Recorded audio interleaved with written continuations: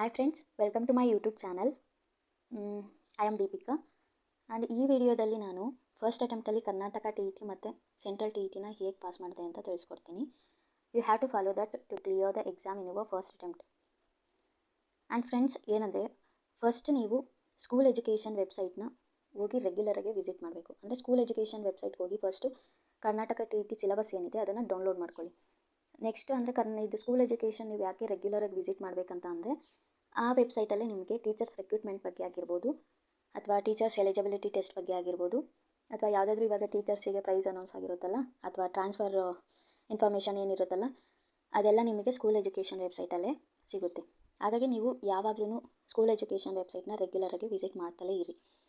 Next ನೀವು ಸಿಲೆಬಸ್ನ download ಮಾಡ್ಕೊಂಡ ನಂತರ ಸಿಲೆಬಸ್ನ ಒಂದು ಸತಿ ನೋಡಿ. ನೀವು ಇನ್ 30 ಡೇಸಲ್ಲಿ ಸಿಲೆಬಸ್ನ ಕಂಪ್ಲೀಟ್ ಮಾಡೋಕ್ಕಾಗುತ್ತೋ ಬಿಡುತ್ತೋ ಗೊತ್ತಿಲ್ಲ, ಬಟ್ ನೀವು ಅಂದರೆ ಸಿಲೆಬಸ್ನ ಒಂದು ಸಲ ಆದರೂ ನೋಡಿರಬೇಕು. ಯಾಕಂದರೆ ಕ್ವಶನ್ಸು ಎಷ್ಟರಲ್ಲಿ ಬರುತ್ತೆ ಅನ್ನೋ ಒಂದು ಬೌಂಡ್ರಿ ಆದರೂ ನಿಮಗೆ ಒಂದು ಐಡಿಯಾ ಇರಬೇಕು. ಹಾಗಾಗಿ ನೀವು ಒಂದು ಸಲ ಆದರೂ ಸಿಲೆಬಸ್ ನೋಡ್ಕೊಳ್ಳಿ. ಇವಾಗ ಇಲ್ಲಿ ಡಿಸ್ಪ್ಲೇ ಆಗ್ತಿರೋದು ಸಿಲೆಬಸ್ಸಲ್ಲಿ ಕನ್ನಡ ಇಂಗ್ಲೀಷಿಗೆ ಪೇಪರ್ 1 ಪೇಪರ್ 2 ಅಂದರೆ ನಿಯರ್ಲಿ ಸೇಮ್ ಸಿಲೆಬಸ್ ಇರುತ್ತೆ, ಬಟ್ ಕ್ವಶನ್ಸ್ ಏನು ಡಿಫಿಕಲ್ಟಿ ಲೆವೆಲ್ ಏನಿರುತ್ತಲ್ಲ ಅದು ಸ್ವಲ್ಪ ಡಿಫ್ರೆಂಟ್ ಇರುತ್ತೆ. ಹಾಗಾಗಿ ಫಸ್ಟ್ ಕನ್ನಡ ಸಬ್ಜೆಕ್ಟಲ್ಲಿ ನಿಮಗೆ ಸಿಲೆಬಸ್ ಏನಿರುತ್ತೆ ಅಂದರೆ, ಕನ್ನಡ ಲಿಟ್ರೇಚರ್ ಬಗ್ಗೆ ಮತ್ತು ಅದ್ರ ಜೊತೆ ಗ್ರಾಮರ್ ಬಗ್ಗೆ ಇರುತ್ತೆ. ಗ್ರಾಮರು ಪ್ಲಸ್ ಕಾಂಪ್ರಹೆನ್ಷನ್ ಏನಿರುತ್ತಲ್ಲ ಅವೆರಡು ಸೇರಿ ನಿಮಗೆ 20 ಮಾರ್ಕ್ಸಿಗೆ ಬರುತ್ತೆ. ಇನ್ನು 10 ಮಾರ್ಕ್ಸ್ ಏನು ಬರುತ್ತೆ ಅಂತಂದರೆ, ಬೋಧನಾಶಾಸ್ತ್ರ ಅಂದರೆ ಪೆಡಗಾಗಿ, ಕನ್ನಡ ಪೆಡಗಾಗಿ ಕೂಡ ನಿಮಗೆ 10 ಮಾರ್ಕ್ಸಿಗೆ ಬರುತ್ತೆ. ಈವನ್ ನೀವು ಕನ್ನಡ ಮೆಥಡ್ ಅಲ್ಲ ಅಂದ್ರೂ ಕೂಡ ನಿಮಗೆ ಕನ್ನಡ ಪೆಡಗಾಗಿ ಬಂದೇ ಬರುತ್ತೆ, ಅಂದರೆ 10 ಮಾರ್ಕ್ಸಿಗೆ ಇದ್ದೇ ಇರುತ್ತೆ. ಹಾಗಾಗಿ ಗ್ರಾಮರ್ನ ನೀವು ಕರೆಕ್ಟಾಗಿ ಗ್ರಾಮರು ಕನ್ನಡ ಲಿಟ್ರೇಚರ್ ಬಗ್ಗೆ ಸ್ವಲ್ಪ ಐಡಿಯಾ ಇದ್ರೂ ನೀವು 20 ಮಾರ್ಕ್ಸು ಸ್ಕೋರ್ ಮಾಡ್ಬೋದು. ಆ್ಯಂಡ್ ನೀವು ಸೈಕಾಲಜಿ ಓದಿರೋದ್ರಿಂದ ಬಿ ಎಡಲ್ಲಿ ನಿಮಗೆ ತುಂಬ ಈಸಿ ಆಗುತ್ತೆ. ಕನ್ನಡ ಪೆಡಗಾಗಿ ಕೂಡ ಮಾಡೋದು ಈಸಿ ಆಗುತ್ತೆ. ಕನ್ನಡ ಲರ್ನಿಂಗ್ ಥಿಯರೀಸ್ ಅಂದರೆ ಅದರಲ್ಲಿ ಪೆಡಗಾಗಿಕಲಲ್ಲಿ ಯಾವ ಥರ ಸ್ವಲ್ಪ ಥಿಯರೀಸ್ ಡಿಫ್ರೆನ್ಸ್ ಇರುತ್ತೆ. ಅದನ್ನು ಬೇಕಾದರೆ 4 to 5 ಕ್ವಶನ್ಸ್ ಅದರಲ್ಲಿ ನಿಮಗೆ ಗೊತ್ತಾಗಲ್ಲ ಅಂತ ಬಿಟ್ಟರೂ ಕೂಡ ನೀವು 20 to 25 ಮಾರ್ಕ್ಸು ಈಸಿಯಾಗಿ ಸ್ಕೋರ್ ಮಾಡ್ಬೋದು ಕನ್ನಡದಲ್ಲಿ. ಆ್ಯಂಡ್ ನೆಕ್ಸ್ಟ್ ಬಂದರೆ ಇಂಗ್ಲೀಷ್ ಸಬ್ಜೆಕ್ಟಲ್ಲಿ ಏನಂತಂದರೆ, ಸೇಮ್ ಕನ್ನಡದಲ್ಲಿ ಏನು ಸಿಲೆಬಸ್ ಇರುತ್ತಲ್ಲ, ಕಾಂಪ್ರಹೆನ್ಷನ್ನು ಗ್ರಾಮರ್ ಇರುತ್ತೆ, ಜೊತೆಗೆ ಪೆಡಗಾಗಿ ಕೂಡ ಇರುತ್ತೆ. ಇದರಲ್ಲಿ ಇಂಗ್ಲೀಷಲ್ಲಿ ಜಾಸ್ತಿ ಪೆಡಗಾಗಿ ಕ್ವಶನ್ಸು 10 to 15 ಅಂತ ಏನು ಬರಲ್ಲ, ಒಂದು 5 to 8 ಕ್ವಶನ್ಸ್ ಅಂತೂ ಇಂಗ್ಲೀಷ್ ಪೆಡಗಾಗಿಯಲ್ಲಿ ಇದ್ದೇ ಇರುತ್ತೆ. ಹಾಗಾಗಿ ನೀವು ಕನ್ನಡ ಇಂಗ್ಲೀಷ್ ಗ್ರಾಮರ್ನ ಕರೆಕ್ಟಾಗಿ ಓದ್ಕೊಳ್ಳಿ. ಇದರಲ್ಲಿ 60 ಮಾರ್ಕ್ಸಿಗೆ 40 to 45 ಮಾರ್ಕ್ಸ್ ಅಂತೂ ತೆಗಿಬೋದು. ಆ್ಯಂಡ್ ನೆಕ್ಸ್ಟ್ ಬಂತಂದರೆ ಸೋಷಿಯಲ್ ಸೈನ್ಸ್ಗೆ H K method H E method ಇರುತ್ತಲ್ಲ, ಅವರಿಗೆ 60 ಮಾರ್ಕ್ಸಿಗೆ ಸೋಷಿಯಲ್ ಸೈನ್ಸೇ ಇರುತ್ತೆ. ಸೋಷಿಯಲ್ ಸೈನ್ಸ್ ಅಂತ ಬಂದರೆ ಜಸ್ಟ್ ಎಚ್ ಇ ಮೆಥಡ್ ಅವ್ರಿಗೆ ಎಕನಾಮಿಕ್ಸ್ ಮಾತ್ರ ಇರಲ್ಲ, ಎಲ್ಲ ಸೇರಿ history, economics, polity and geography ಇದೆಲ್ಲ ಕೂಡ ಅವರು ಓದಲೇಬೇಕು. ಆ್ಯಂಡ್ ಇವರು ಸೋಷಿಯಲ್ ಸೈನ್ಸು ಅಂತ ಬಂದರೆ ಎಚ್ ಕೆ ಮೆಥಡ್ ಅವ್ರಿಗೆ ಬರೀ ಹಿಸ್ಟ್ರಿ ಮಾತ್ರ ಇರಲ್ಲ, ಹಿಸ್ಟ್ರಿ, ಪಾಲಿಟಿ, ಎಕನಾಮಿ, ಜಿಯೋಗ್ರಫಿ ಅವರು ಓದಿರಲೇಬೇಕು. ಹಾಗಾಗಿ ಏನಿದೆಯಲ್ಲ ಸೋಷಿಯಲ್ ಸೈನ್ಸ್ ಸಿಲೆಬಸ್ಸು ಕೂಡ ಒಂದ್ಸಲ ನೋಡ್ಕೊಳ್ಳಿ ಎಚ್ ಇ ಮೆಥಡ್ ಅವರು. ಆ್ಯಂಡ್ ನೆಕ್ಸ್ಟ್ ಬಂತಂದರೆ ಮ್ಯಾಥ್ಸ್ ಸಿಲೆಬಸ್ಸು. ಮ್ಯಾಥ್ಸು ಮತ್ತು ಸೈನ್ಸು ಕಾಮನ್ನಾಗೇ ಇರೋಂಥ ಸಿಲೆಬಸ್ಸು ಅವರು ಪಿ ಎಮ್ ಮತ್ತು ಸಿ ಬಿ ಮೆಥಡ್ ಅವರಿಗೆ.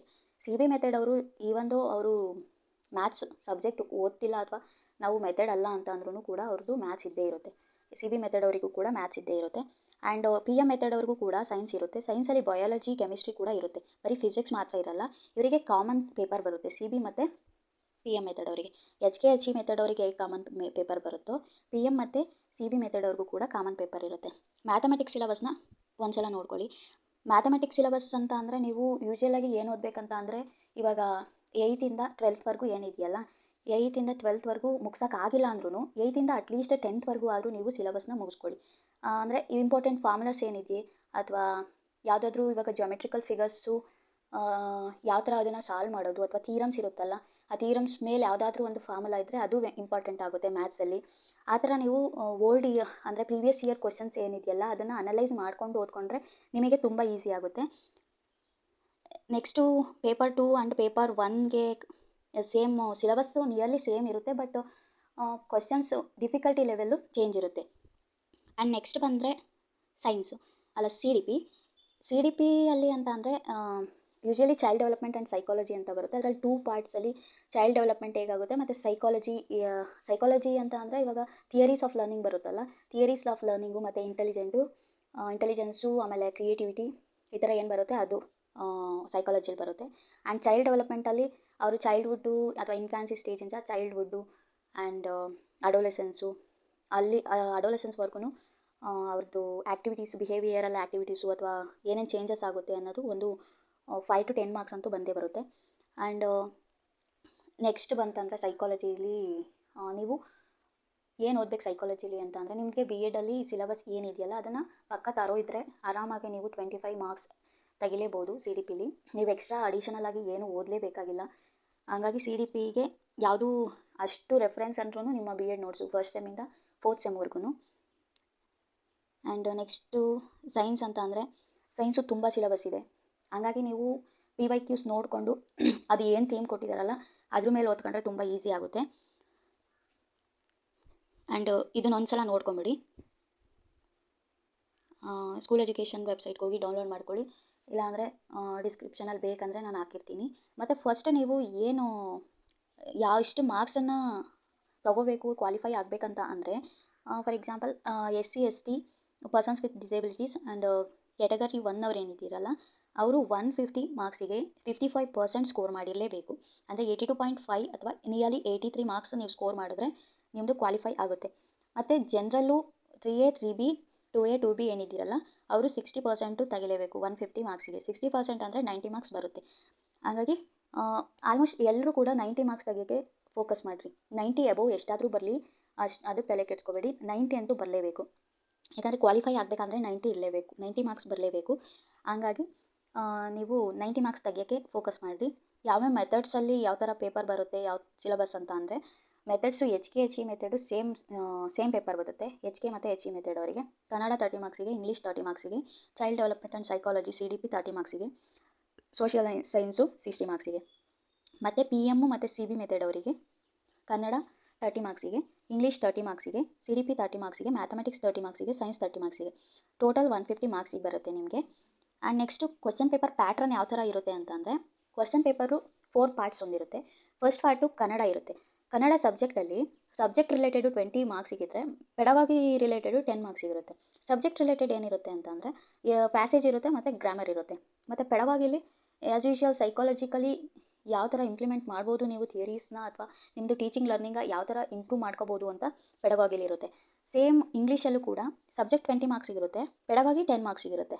ನೆಕ್ಸ್ಟ್ CDPಲಿ ಚೈಲ್ಡ್ ಡೆವಲಪ್ಮೆಂಟು ಮತ್ತು ಸೈಕಾಲಜಿ ಅದೆಲ್ಲ 15 ಮಾರ್ಕ್ಸಿಗಿರುತ್ತೆ. ಸಮ್ವೇರ್ 10 to 15 ಮಾರ್ಕ್ಸ್ ಆ ಥರ ವೇರಿ ಆಗ್ತಾ ಇರುತ್ತೆ ಚೈಲ್ಡ್ ಡೆವಲಪ್ಮೆಂಟ್ ಆ್ಯಂಡ್ ಸೈಕಾಲಜಿ. ನೀವು PYQsನ ನೋಡಿದ್ರೆ ನಿಮಗೆ ಗೊತ್ತಾಗುತ್ತೆ.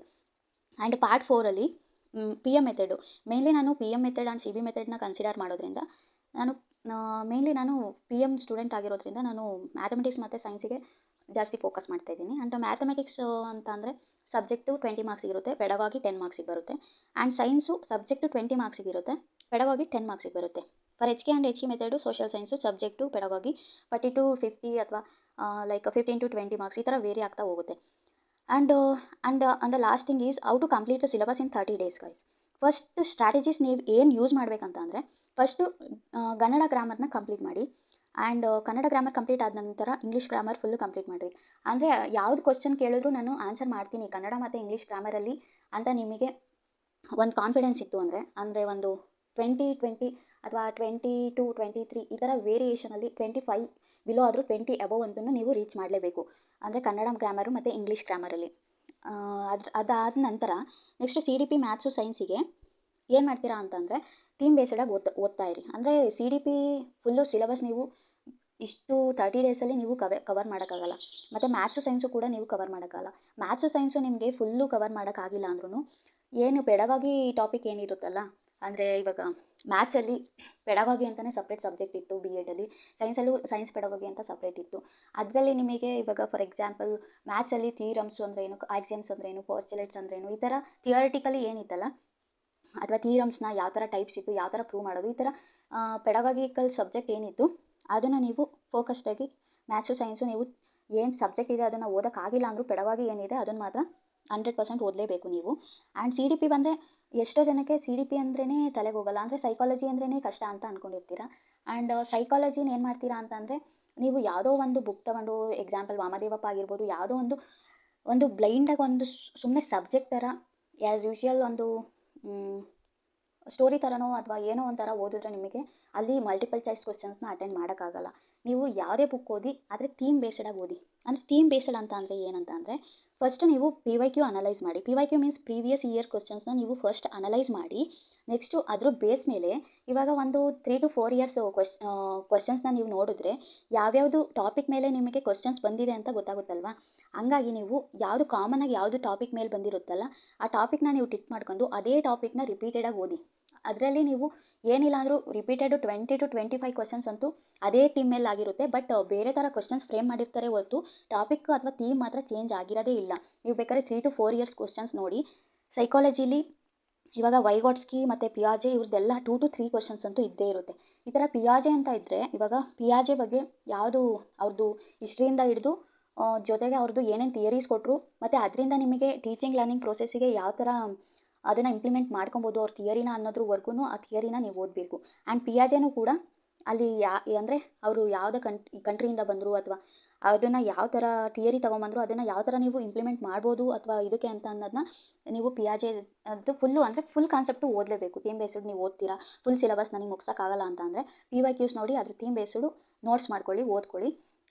ನಿಮಗೆ ಈಸಿ ಆಗುತ್ತೆ, ಅಂದರೆ ಸಿಲೆಬಸ್ ಮುಗ್ಸೋಕ್ಕೆ ಈಸಿ ಆಗುತ್ತೆ. ಪ್ಲಸ್ ನಿಮಗೆ ಏನಾಗುತ್ತೆ ಯೂಸ್ ಏನಾಗುತ್ತೆ ಅಂತಂದರೆ ಅಲ್ಲಿ ನೀವು ತುಂಬ ಜಾಸ್ತಿ ಓದಿರಲ್ವಲ್ಲ, ಹಾಗಾಗಿ ನೀವು ಅಲ್ಲಿ ಆನ್ಸರ್ ಅಂದರೆ ಕ್ವಶನ್ಸ್ ನೋಡಿದ ತಕ್ಷಣ ನಿಮಗೆ ಫ್ಲ್ಯಾಶ್ ಆಗುತ್ತೆ, ಅಂದರೆ ಇದು ಆನ್ಸರು ಅಂತ ನಿಮಗೆ ಗೊತ್ತಾಗುತ್ತೆ. ಆದಷ್ಟು ಕಡಿಮೆ ಓದಿ, ಬಟ್ ಕ್ಲಾರಿಟಿ ಇರಲಿ ಓದೋದ್ರಲ್ಲಿ, ಕನ್ಫ್ಯೂಷನ್ಸ್ ಬೇಡ. ಸಿ ಡಿ ಪಿ ಸಬ್ಜೆಕ್ಟಿಗೆ ಥೀಮ್ ಬೇಸ್ಡ್ ಕ್ಲಾಸಸ್ ಏನಾದರೂ ಬೇಕಂದರೆ and if you have the interest in theme based classes please subscribe to my channel. I'll comment me on YouTube and I will provide you the classes guys. And ನಿಮಗೆ interest ಇದ್ದರೆ comment ಮಾಡಿ, ನಾನು classes provide ಮಾಡೋಕ್ಕಾದಷ್ಟು try ಮಾಡ್ತೀನಿ theme based ಆಗಿ. ಅಂದರೆ P Y Qs ಜೊತೆಗೇ ನಿಮಗೆ theme based classes ಮಾಡ್ತೀನಿ. ಆ್ಯಂಡ್ ಬರೀ ಜಸ್ಟ್ 30 to 40 ಕ್ವಶನ್ಸ್ ಸಾಲ್ವ್ ಮಾಡೋದು, ಥೀಮ್ ಗೊತ್ತಿಲ್ದಂಗೆ ನಿಮಗೆ ಕಾನ್ಸೆಪ್ಟ್ ಗೊತ್ತಿಲ್ದಂಗೆ 100 ಕ್ವಶನ್ಸ್ ಸಾಲ್ವ್ ಮಾಡಿದ್ರು ನಿಮಗೆ ಆನ್ಸರ್ ಅಂದರೆ ಎಕ್ಸಾಮಲ್ಲಿ ಆನ್ಸರ್ ಮಾಡೋಕ್ಕಾಗಲ್ಲ. ಹಾಗಾಗಿ ನಿಮಗೆ ಕಾನ್ಸೆಪ್ಟ್ ಕರೆಕ್ಟಾಗಿ ಅಂಡರ್ಸ್ಟ್ಯಾಂಡ್ ಆದರೆ ನೀವು ಈಸಿಯಾಗಿ ಕ್ವಶನ್ ಸಾಲ್ವ್ ಮಾಡ್ಬೋದು. ಹಾಗಾಗಿ ಥೀಮ್ ಬೇಸ್ಡ್ ಆಗಿ ಓದಿ, ಫೋಕಸ್ಡ್ ಆಗಿ ಓದಿ. And thank you guys, thank you for your patience listening, and please subscribe to my channel. And thank you so much guys, thank you once again.